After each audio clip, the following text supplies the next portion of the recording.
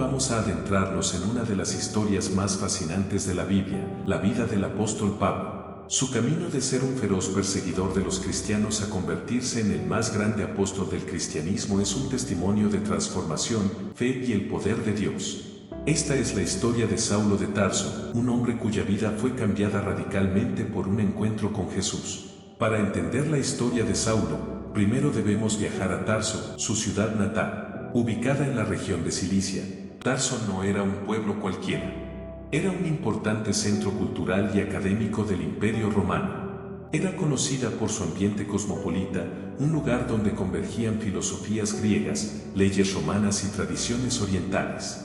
Saulo no solo era un ciudadano romano, un privilegio reservado para unos pocos, sino que también era judío de nacimiento, de la tribu de Benjamín. Desde joven, mostró un fervor inquebrantable por la ley judía y las tradiciones de sus ancestros. Sus padres lo enviaron a Jerusalén para que estudiara bajo el prestigioso rabino Gamaliel, un maestro respetado incluso por sus oponentes. Bajo la guía de Gamaliel, Saulo se convirtió en un experto en la Torá, los profetas y las tradiciones orales. Pero había algo que lo diferenciaba: su celo. Saulo no era solo un estudiante, quería ser un defensor de su fe, alguien dispuesto a actuar para protegerla.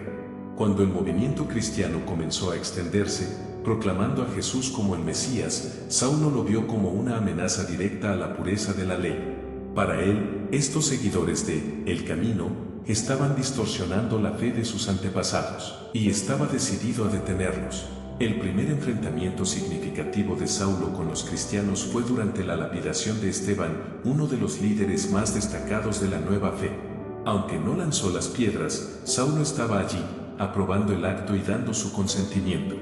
A partir de ese momento, Saulo dedicó su vida a perseguir a los cristianos, arrestándolos, encarcelándolos e incluso sentenciándolos a muerte. Su nombre infundía miedo entre los seguidores de Jesús. Saulo, implacable en su misión, obtuvo cartas del sumo sacerdote que le daban autoridad para perseguir a los cristianos incluso fuera de Jerusalén.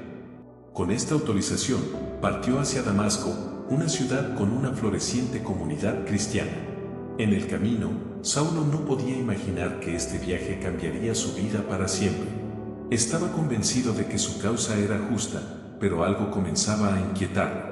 Quizás las palabras de Esteban, mientras lo lapidaban, resonaban en su mente: Señor, no les tomes en cuenta este pecado. De repente, una luz más brillante que el sol los envolvió. Saulo cayó al suelo, desorientado, mientras una voz poderosa resonaba en el aire. Saulo, Saulo, ¿por qué me persigues? ¿Quién eres, Señor?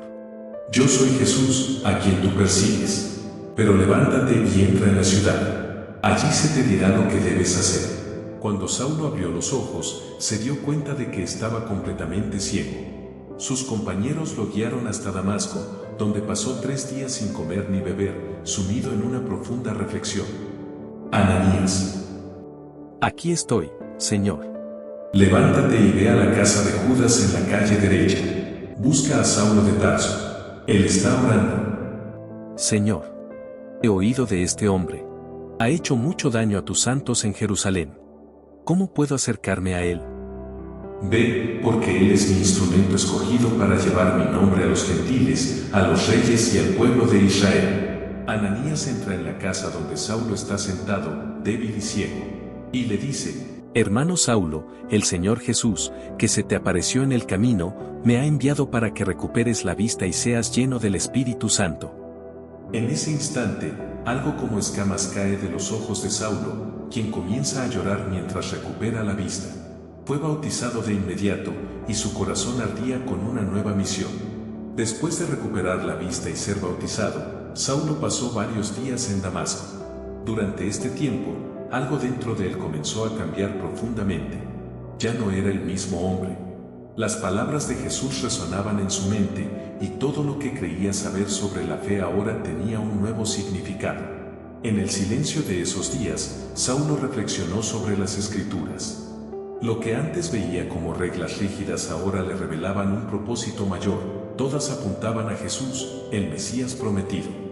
¿Cómo no lo vi antes? Todo estaba ahí. Isaías, los Salmos. Jesús era el cumplimiento de la promesa de Dios a Israel.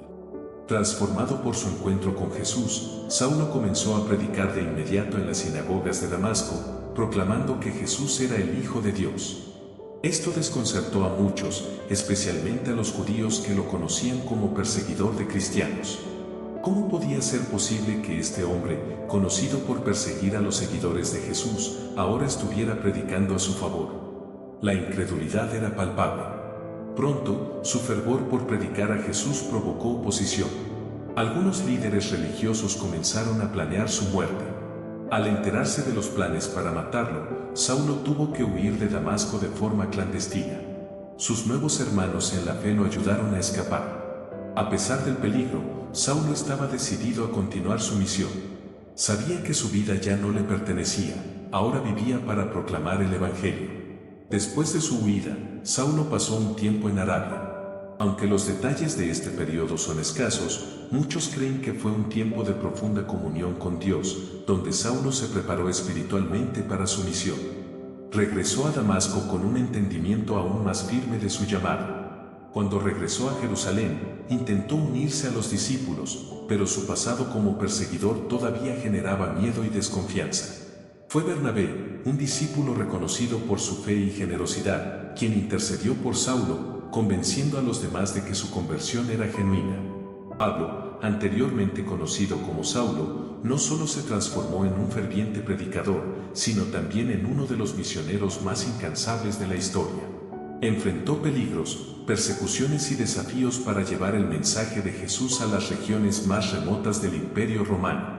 Sus viajes misioneros no solo expandieron el cristianismo, sino que también cimentaron las bases de la Iglesia tal como la conocemos hoy. El primer viaje misionero de Pablo comenzó en Antioquía, una ciudad que se convirtió en el epicentro del cristianismo fuera de Jerusalén.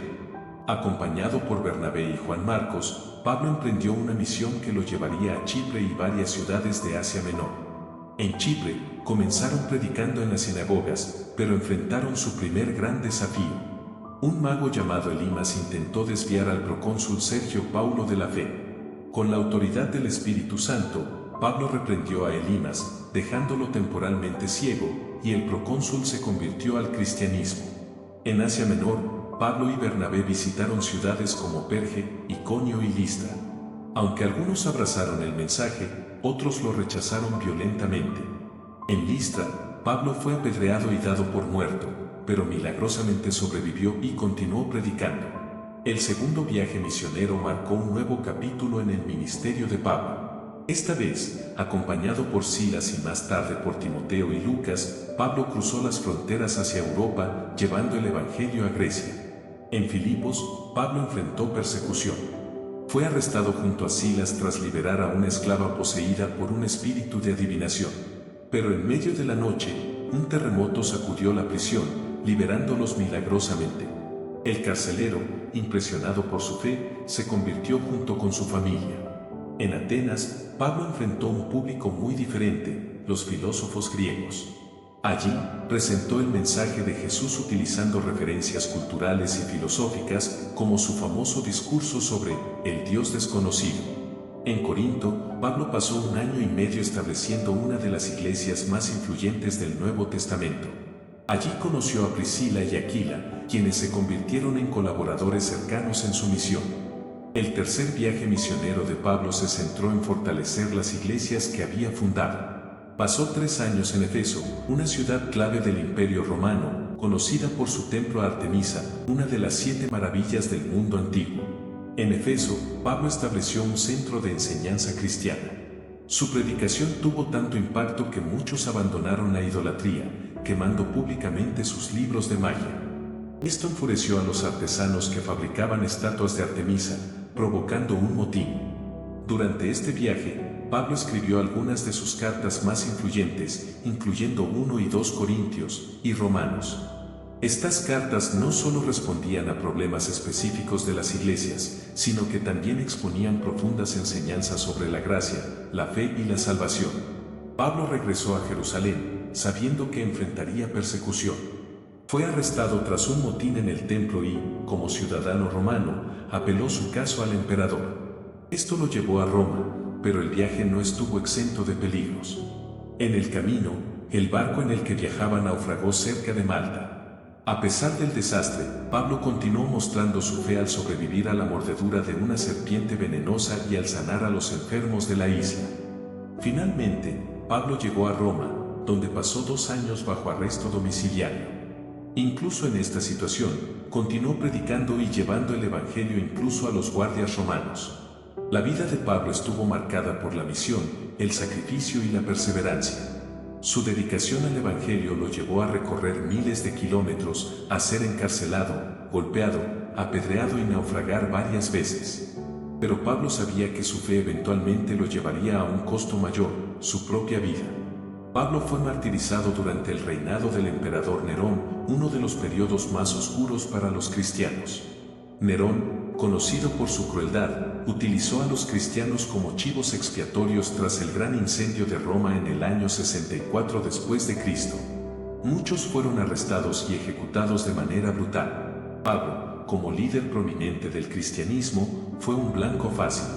Su predicación y cartas habían llevado el mensaje de Cristo a las principales ciudades del Imperio Romano, convirtiéndose en una amenaza para las autoridades romanas. A diferencia de su primer encarcelamiento en Roma, donde vivió bajo arresto domiciliario, Pablo fue llevado esta vez a la prisión mamertina, una de las más severas de Roma. Aquí, las condiciones eran insoportables: humedad, oscuridad y aislamiento. Fue durante este segundo encarcelamiento que Pablo escribió su última carta conocida, 2 Timoteo. En ella, muestra que está preparado para su muerte, confiado en que su vida ha cumplido el propósito de Dios. Porque yo ya estoy para ser sacrificado, y el tiempo de mi partida está cercano. 2 Timoteo 4:6. En esta carta, Pablo también pide que le traigan sus pergaminos y su capa, mostrando que, incluso en sus últimos días, seguía estudiando y escribiendo para fortalecer a la iglesia. Como ciudadano romano, Pablo no fue crucificado, una forma de ejecución reservada para los no romanos. En cambio, fue condenado a ser decapitado, un método considerado menos humillante.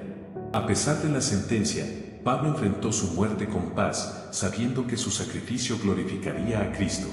Según la tradición cristiana, Pablo fue llevado a las afueras de Roma, a un lugar conocido como la Vía Ostiense.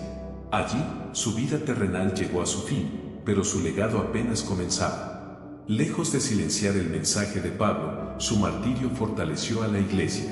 Su vida y muerte se convirtieron en un testimonio de la fe y del poder transformador del Evangelio. Sus cartas, escritas en prisiones, viajes y momentos de adversidad, continuaron guiando y uniendo a las iglesias en todo el Imperio Romano. Su muerte no marcó el fin de su misión, sino el comienzo de una expansión aún mayor del cristianismo. La tradición sostiene que Pablo fue enterrado cerca del lugar de su ejecución. En el siglo IV, el emperador Constantino construyó una basílica en su honor, conocida como San Pablo Extramuros. Hoy, este lugar es un sitio de peregrinación para millones de cristianos que honran su vida y su sacrificio. Pablo, el apóstol de los gentiles, nos dejó una lección invaluable: nadie está fuera del alcance de la gracia de Dios. Su vida, llena de sacrificios, persecuciones y milagros, es un testimonio del poder transformador del Evangelio. Si algo en su historia tocó tu corazón, si sus palabras de fe, esperanza y gracia resonaron en tu vida, si este video te ha inspirado, no olvides suscribirte al canal para seguir conociendo más sobre figuras bíblicas, su legado y cómo podemos aplicar sus enseñanzas en nuestra vida diaria. Y si crees que este mensaje puede tocar a alguien más, comparte este video.